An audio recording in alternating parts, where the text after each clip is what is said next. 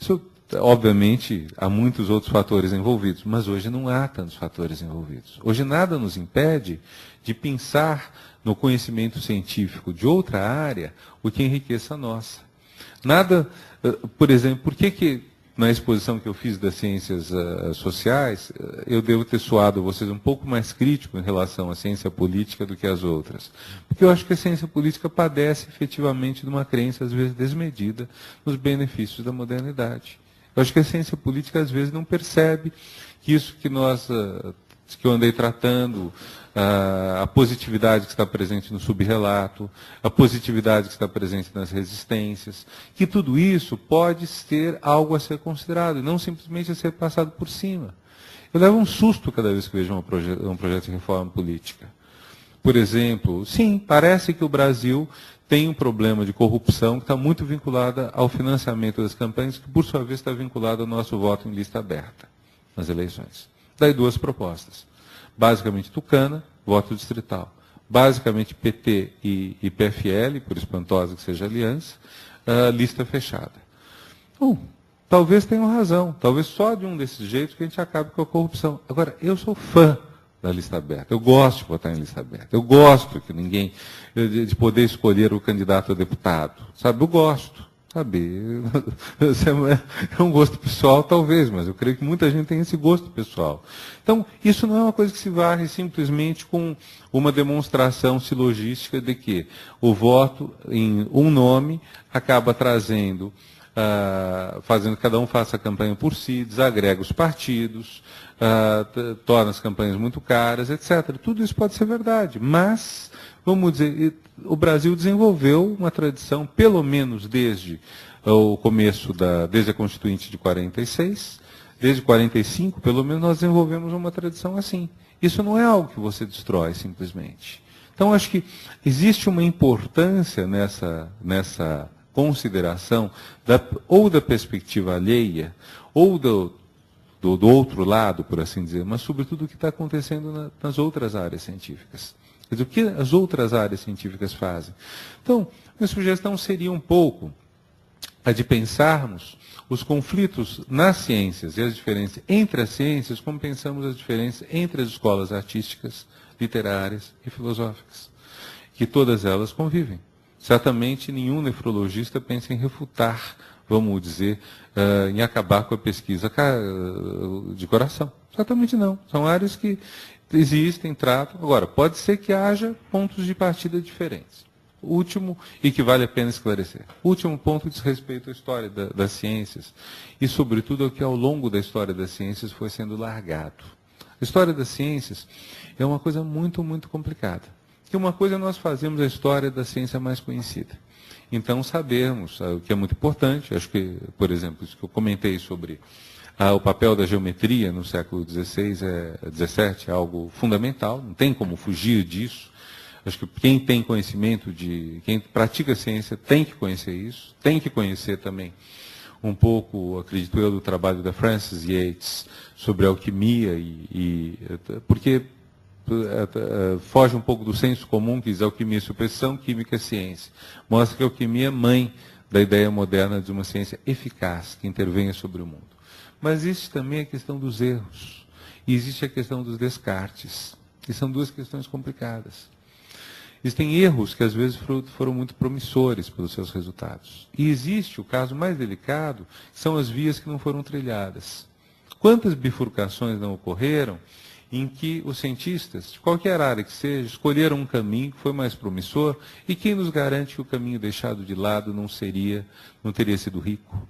E quem nos garante que talvez hoje estejamos justamente aptos a trilhar esse outro caminho? Às vezes eu penso que um projeto magnífico, possivelmente caro, seria pegar esses grandes caminhos que não foram trilhados, repertoriá-los, ver assim, quais deles mereceriam uma revisita.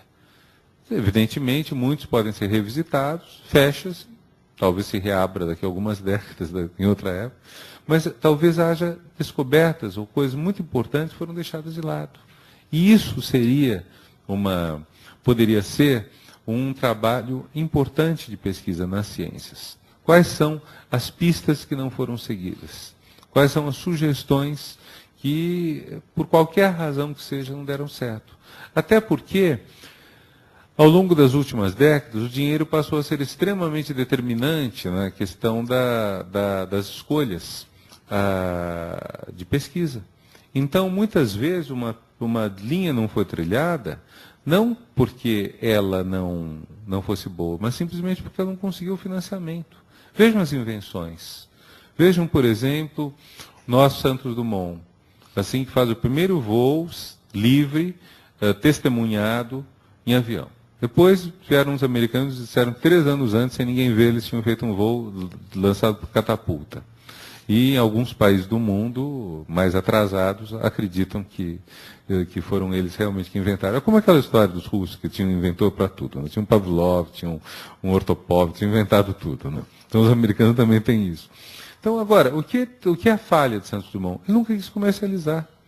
Realmente a visão dele de ciência, e ele provavelmente foi uma das pessoas mais próximas do professor Pardal que a gente possa imaginar, porque inventava tudo que era possível, reinventou o relógio de pulso, que tinha sido inicialmente inventado pelo filósofo Pascal, mas não tinha, a visão dele era de um gentleman, de uma pessoa que achava que tinha prazer em inventar e que não suportava isso. Tanto que uma das histórias para o suicídio dele é que teria sido por tristeza.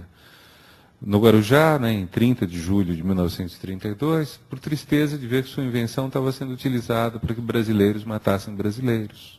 Então não era o universo dele, não era nem ganhar dinheiro, nem era matar pessoas.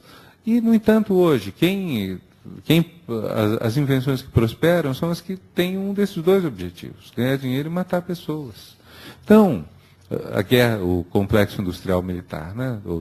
Então, enfim, talvez fosse uma coisa interessante a gente pensar como nós poderíamos pegar as pistas perdidas e fazer um trabalho meio Indiana Jones na ciência que não foi, para ver da ciência que não foi, se não existem coisas que valeria a pena revisitar.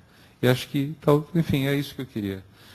Essas reflexões que eu queria compartilhar com vocês neste momento de cumprimento pelo êxito de um programa que justamente lida com a história da ciência e que pode, então, quem sabe, enfim, eu espero ter contribuído de alguma forma para esta comemoração. Parabéns pelos 10 anos, professor. Muito obrigado, professor.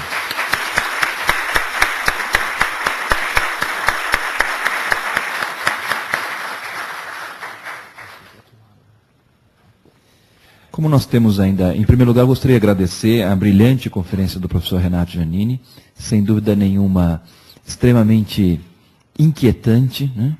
Que essa sim vai nos deixar com a pulga atrás da orelha, né? Realmente eu acho que é justamente essa perspectiva, né, de diálogo, de enfrentamento no sentido positivo da palavra, é uma dos valores, dos objetivos que o Centro de História e Filosofia procurou ao longo desses 10 anos trazer, né? Agradeço muitíssimo a sua contribuição. E como nós temos ainda, dentro da nossa programação, 15 minutos até o início do nosso café, eu gostaria então de colocar, abrir para a possibilidade de perguntas e questionamentos a partir daquilo que o professor Renato nos colocou.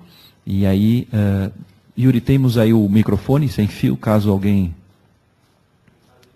Está aqui?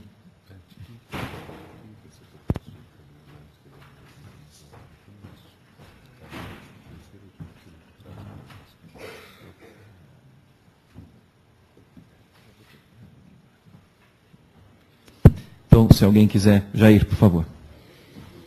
Bom, Renato, muito obrigado. Eu realmente fiquei emocionado.